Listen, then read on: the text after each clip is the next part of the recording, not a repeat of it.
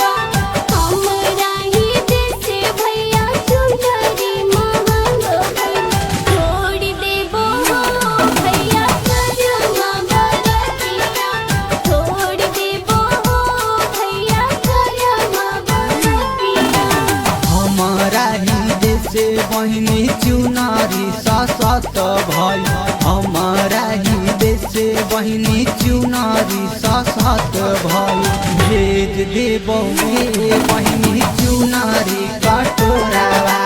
मत छोड़िया हो बहिनी करमा बरतिया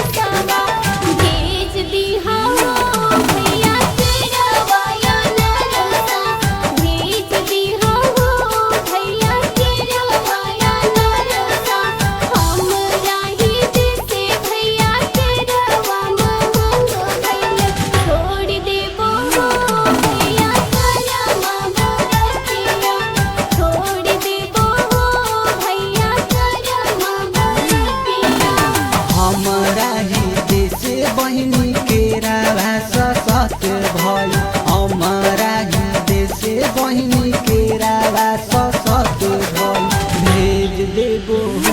बहिनी केरावा अनारसा मत छोड़िए गे